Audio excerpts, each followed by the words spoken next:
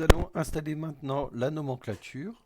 Donc pour ça, je vais aller dans Table ici, Nomenclature. Je vais venir sélectionner une vue. Je sélectionne cette vue-là ici. Et je vais lui dire ici, je vais sélectionner moi mon cartouche ici. Enfin, je l'ai appelé comme ça.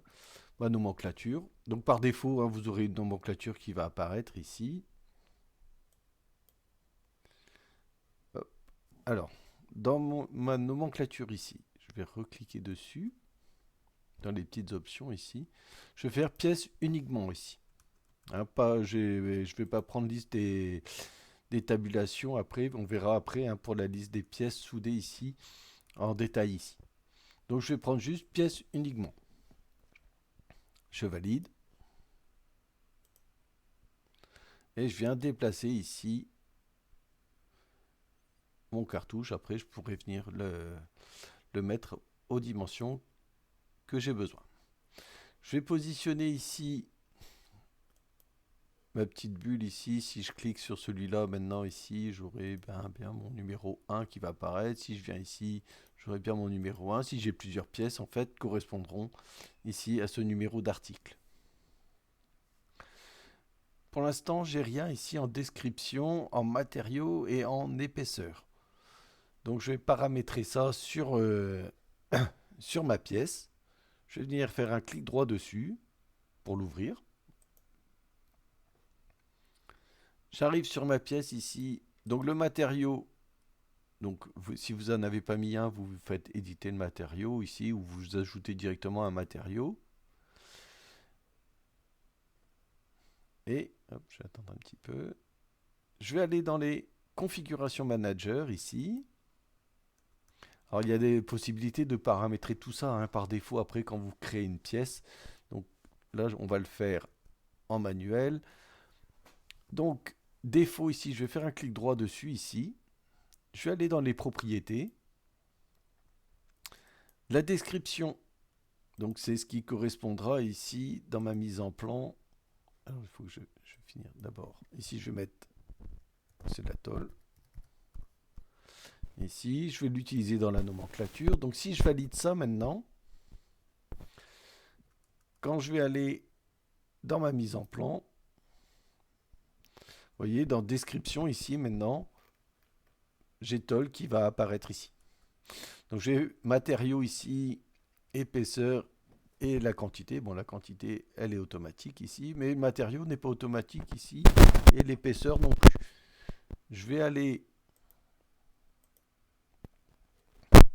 je reviens ici sur ma pièce ici, je refais clic droit propriété,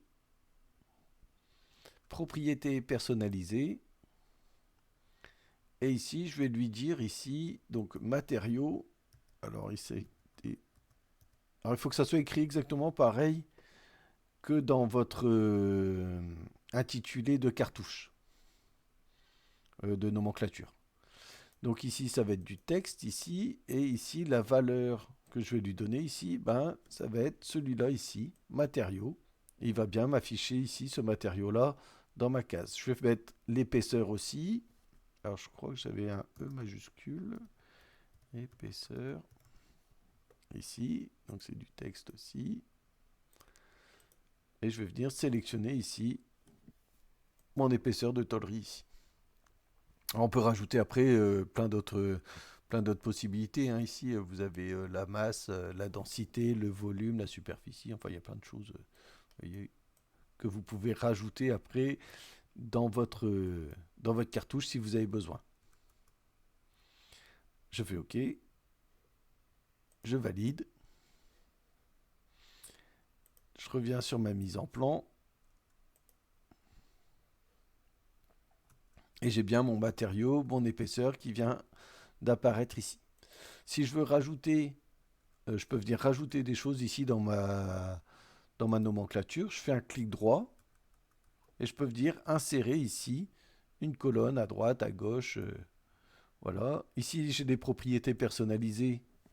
Donc, qu'on avait tout à l'heure ici. Alors, il y a l'épaisseur de tôlerie, les différentes longueurs à découper.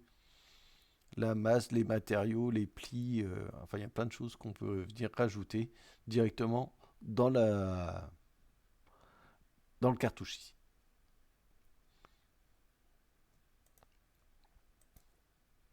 Alors je vais supprimer ici la colonne que j'ai rajoutée.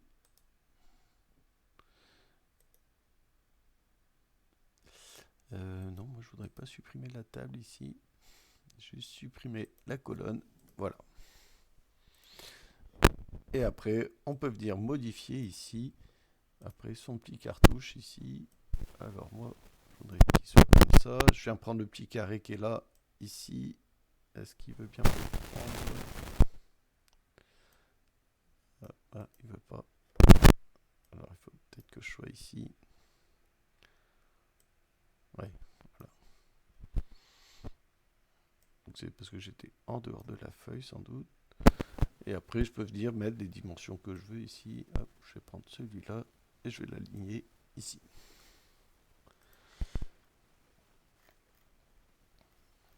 Si je veux séparer mes différentes vues ou différentes pièces ici, hein, j'ai les fonctions d'esquisse aussi qui sont toujours disponibles ici. Hop, je peux venir faire ici un petit rectangle ici pour séparer ma vue, celle-là, pour mettre ici mon développé aussi à part de ma vue. Ici, je vais diminuer celui-là un petit peu. Donc après, c'est vraiment la mise en plan, hein, c'est chacun qui essaie d'ajuster au mieux, que ce soit le plus visible possible après. Donc on peut rajouter aussi du texte si vous avez besoin en plus supplémentaire pour dire par exemple toutes les soudures seront positionnées en tic. Ben, vous avez ici l'option texte, ici le A. Et vous pouvez venir ici écrire, je vais écrire développer de ma pièce ici, ça c'est le développer de ma pièce. Et augmenter ici un petit peu le texte ici, je vais mettre 22. Là, je vais le tourner. Alors, tourner mon texte ici, faire pivoter mon texte ici, hop, le centrer ici par rapport à ça, et je vais mettre un angle à 90. Voilà, je valide. Je viens de positionner là. Si je mets ici, peut-être on peut mettre même un petit cadre autour dans les options de contour. Ici.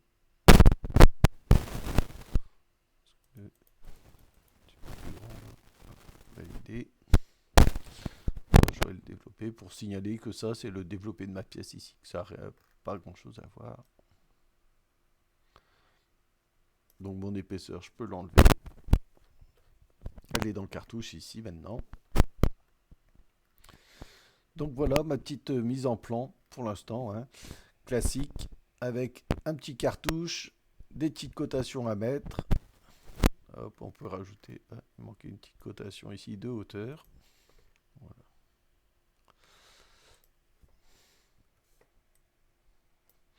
Donc il faut que ça soit harmonieux, hein, quand même, votre mise en plan. Il faut essayer de pas mettre des échelles trop grandes ou des échelles trop petites, hein, au niveau de vos pièces, que tout soit bien aligné, que les différentes vues soient bien alignées.